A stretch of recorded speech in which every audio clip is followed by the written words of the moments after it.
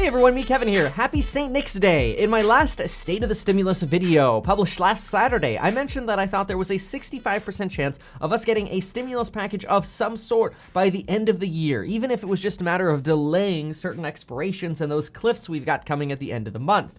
Now, I also mentioned that it was likely we would see some form of a compromise bill, not a tiny, skinny package of $500 billion that'll go through, or a larger $2.2 trillion package, because that would set up Republicans as losers or Democrats as losers, and nobody wants to look like a loser going into the big January 5th Georgia runoff election. I also thought that if we saw a compromise package, we would see it be around $1 trillion just to get us through the next few months. A few days later, we heard about a compromised $908 billion compromise stimulus package. Let's catch up on the state of stimulus today and look at all the madness that happened over the last week, and then also look forward as to what we expect this week. Let's get started. And the easiest way to start is obviously by going to one of those handy dandy outlines, which is exactly what we'll do right after I mention that you could still get 4 totally free stocks at Webull. If you deposit $100, you will get 4 free stocks worth between $21 and $1,600 totally for free. And really, you're opening a stock account to build your wealth. So the fact that they're giving you free money on top of that is pretty awesome. So do that. Use the link down below. It's right next to the link for life insurance you can get in as little as 5 minutes without having to talk to anyone. Apple Pay or Android Pay for it. Okay, so what brought us here? Well, obviously, May 15th, we got a HEROES Act. This bitterly divided Congress because we had Democrats pushing a $3.4 trillion massive spending package, bigger than the CARES Act, and Republicans dug in saying, no, we're just going to hit the pause. Let's wait and see what happens. There's no way we are doing a liberal wish list with items where this bill includes more references to cannabis than it does to jobs. And so we had a 7-month bitterly divided Congress leading to where we are now. On September 30th, we also had the U.S. government budget end. Congress decided to pass something known as a continuing resolution, or CR, to just basically say, let's just keep the same expenses we've had. Let's go get to December 11th. We'll deal with something then, and if we pass something by December 11th, we'll even have 2 weeks to quarantine before Christmas Day, so that way we could spend time with our family. You can see the priorities at Congress seem to oftentimes revolve around themselves more than they do the people, which is kind of sad.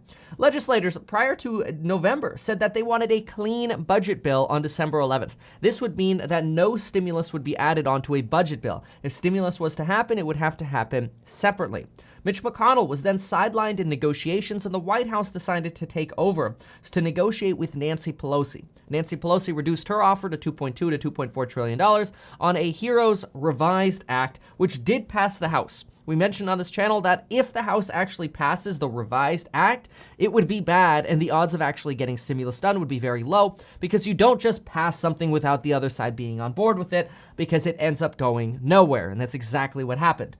This led to talks falling apart between Nancy Pelosi and the White House, specifically Treasury Secretary Mnuchin and White House Chief of Staff Mark Meadows. They were only $300 to $500 billion apart, though, with Mnuchin at $1.9 trillion and Democrats at $2.2 to $2.4. That's pretty bad. That's kind of also very sad, because we could have easily had something before the election here. November 9th. 6 days after the election, Pfizer comes out and says their vaccine is 90+% effective, now deemed to be around 94% effective. 8 days later, Moderna comes out with a drug that's 94.5 to 95% effective. 20 days after the election, AstraZeneca's drug comes out that's 70 to 90% effective depending on dosing. Georgia's January 5th, 2021 Senate election will help us determine control of the Senate. Right now, 538, and we know that polls are polls, but right now, 538 indicates that we will still have a Republican-controlled Senate. 49 Democrats and 51 Republicans. However, this election coming up has optics a high priority for both Republicans and Democrats, and that's because no side wants to appear weak. You want both Republicans and Democrats going into this January 5th election saying, we are going to do absolutely everything we can to seem as strong, as negotiators, and powerful for the good of this country as possible. A lot of Republicans say we can't have all this debt, while Democrats say we need more spending to help those in need. The CDC has reduced quarantine timeframes to 7 days with a negative test. Nancy Pelosi also says that vaccine success has created a new urgency to provide stimulus and state and local government funding immediately. So rather than holding out for a big package, Nancy Pelosi is saying, you know what, big can hold on. Let's just do something now so we can get funding out for state and local governments to support vaccine distribution. Because it's one thing to get vaccines to actually show up in a state, it's quite another to get facilities set up and people to actually administer these vaccines. Republicans introduced a $550 to $600 billion skinny proposal, again, bringing up the skinny proposals. At the same time, this was sort of proposal number one in just the last week here. This, by the way, I should mention, this is between December 1st and November 6th, or December 6th right here. So the CDC change came out, the Nancy Pelosi change came out, and Republicans, as a first proposal, introduced a $550 to $600 billion skinny proposal. We won't talk too terribly much about that one because that one's mostly blown aside at the moment. The bipartisan group of Republicans in the Senate, along with the Problem Solvers Caucus in the House, introduced a $908 billion compromise proposal. It is not a bill yet, it is a proposal. At the same time, Democrats have proposed a $1.3 to $1.4 trillion revised proposal, which is $1 trillion less than their Heroes Light proposal. However, we'll probably never see the details of that because this offer was made in private, and we are unlikely to ever see what was potentially included in that. Instead, all eyes are on this $908 billion compromise package. Nancy Pelosi then agreed to back the bipartisan $908 billion proposal, and she considers making suggestions for making improvements to the bill, presumably having more retroactive pay for unemployment and potentially including stimulus checks, but in her verbiage, she essentially takes the back seat on any of her improvements and says, but at the very least, we need to get this done. She's basically throwing in the towel on getting any kind of improvements on that $908 billion, and so it's unlikely that she's going to get any through. Joe Biden calls the $908 billion package a down payment on the support that we need to provide. Down payments are generally deemed a lot smaller than the full price. That means or implies that we would see a much larger package come January and February. Joe Biden has said the next stimulus package will come in January after this bipartisan agreement. Senator John Thune and Lindsey Graham, both Republicans, along with others, complain about increasing debt and spending and what this means for our future generations. This is very common. It's why are we spending all of our children's money is the argument that Republicans make. Democrats, on the other hand, say that people are suffering. The purpose of the government is to spend now and pay back our debt later. This follows a very Keynesian economics approach to spending when the economy is suffering and when people are suffering. December 4th, 2021, there were murmurs in the Senate that congressmen and women are considering a 1-week stopgap measure to provide more time to negotiate a coronabus package. This would delay the House and Senate leaving on their recess for December until December 18th, and it would also prevent a government shutdown for an additional week. Furthermore, on December 8th through the 10th, that's Tuesday through Thursday of this week, we expect the FDA to approve vaccines, potentially Pfizer, Moderna, AstraZeneca, one of them, some of them, we'll see. So far, I believe in the United States, only Pfizer and Moderna have requested emergency use authorization. We will see. Likely this week, although it's not certain, it could be next week, but likely this week, FDA approval. That is expected to be huge for the stock market. It is expected to be a very large positive catalyst for the stock market. But who knows? That could already be priced in. The market's funny. Then, December 11th, 2020, the U.S. government budget comes to an end. This is likely being changed to December 18th, though, via that 1-week stopgap measure we talked about. Now, here's what the current progression is, or what's next. So first, to get to the next stages, Congress needs to finalize an agreement on an omnibus spending package. It's just easiest to think about a package and then think about 12 bills being within that package, and that package being the government's budget and spending. So that is known as an omnibus package.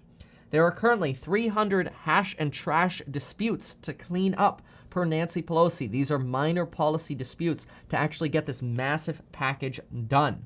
Confederate base naming is one of the issues. $12.5 billion in spending for the VA being classified as emergency or non-emergency is one of the issues. Border wall funding is an issue. After discussions are completed on the omnibus package, then a stimulus package can be negotiated. But Nancy Pelosi says that a stimulus package cannot be negotiated before the omnibus package has completed its negotiations. She wants everyone focused on omnibus, and then we'll focus on stimulus. This is why some people say that eventually we will get something known as the coronabus package, which is a combination of omnibus and coronavirus relief. Once the stimulus package is negotiated, the package must actually be written. We do not yet have a bill. We just have an outline as to what the bipartisan package might look like. Once it's written, it has to get reviewed. in legal review for Congress, and then it has to go through the Congressional Budget Office, who's actually going to determine what the real cost of this bill is and the economic impact of it. Joe Biden implies that he was the reason Nancy Pelosi came down on her offer and why Mitch McConnell is coming up. Joe Biden sees red lines in negotiations as bad. Instead, Mitch McConnell and Nancy Pelosi stopped hardlining in discussions, possibly because of Joe Biden. Even Mitch McConnell has expressed his openness to a $908 billion stimulus package versus his $550 to $600 billion deal. Joe Biden says the current stimulus proposal for $908 billion is a down payment on what needs to be done. He also goes on to say that in January, another stimulus package will be passed. When asked if Republicans will support this new stimulus package in January, Biden says that the situation will be so dire if they do not, and that therefore Republicans will support it. Donald Trump reiterates that he has what it takes to get the election overturned. Joe Biden says stimulus checks may still be in play. Joe Biden says he supports stimulus checks, renter relief, and housing relief. Let's now jump on over and take a quick peek here at what the bipartisan bill actually looks like. So this is the bipartisan bill and what's included in it. $908 billion, $559 billion of that is old money. A lot of that is coming from the Treasury Department clawing back money from the Federal Reserve. This got a lot of negative media attention, and I've mentioned on this channel, no, the media is wrong. The ending of those 5 CARES Act programs at the Federal Reserve means nothing for the Fed. The programs were barely being used. Bring the money back and let Congress reallocate it, because it's going to help convince Republicans that we're not spending as much and to get a larger stimulus package done. So this was actually a good move. $288 billion for stimulus, small business aid. This is presumed, but this is not yet clearly outlined because the bill has not been written yet, that this will entail a second draw opportunity for businesses with a 25% revenue quarter-to-quarter loss, possibly a first draw available if you haven't yet drawn on PPP funds as a sole proprietor, small business, or partnership, though a lot of that remains to be determined. $180 billion for an unemployment boost. This will provide retroactive unemployment boosts through December 1st, so going back through December 1st, and then unemployment out to the end of January. That is the current estimation. The retroactive portion may go back to November 1st, yet that is still unclear. The text has not been written. $160 billion for state, local, and tribal support. This is urgent due to vaccine distribution impending. $82 billion for education seems a lot smaller than the initial $224 billion that Republicans wanted, or the $105 billion that, the $224 that Democrats wanted, and the $105 billion that Republicans wanted. But the reason $82 billion might actually not be that horrible is because half of the school year is already done. It's been spent with Congress doing basically nothing. $45 billion for transportation, $26 for nutrition, $25 billion for rental assistance. This cannot be understated. There is so much back rent, and landlords could sue their tenants and get judgments against them starting in January under some of these new the expiring eviction protections. Though we may see eviction protections get extended as well. Along with rental relief, that would be good though, because it would provide landlords money and tenants money. $16 billion for vaccine development, testing, and tracing, very important. $12 billion for lending support, not 100% sure where they're going to go with this. $10 billion for the post office, could boost workhorse stock. $10 billion for childcare, $5 billion for opioid treatments, $4 billion for student loans. And then, will we get stimulus checks? I believe that there's probably a 20% likelihood that we'll actually get stimulus checks this year. Joe Biden says they're still in play, but I'm not going to hold my breath on that. There's a higher likelihood that maybe we'll see this in January or February. We'll see, though. Maybe 50% likely. Retroactive unemployment, 80% chance of this being through December 1st and 20% chance of it being November 1st. I don't know that they're going to go heavily far back on that. A homeowner relief individually, I expect that they'll make some changes on mortgage forbearance and that, but probably not in this bill. That'll probably come in next year's stimulus packages. So we'll see. Either way, that is the complete state of stimulus. So if you have not yet gotten your 4 free stocks with Webull and of course your life insurance in as little as 5 minutes, consider doing that down below. If you found this helpful, consider sharing it and subscribing. And folks, we'll see you next time.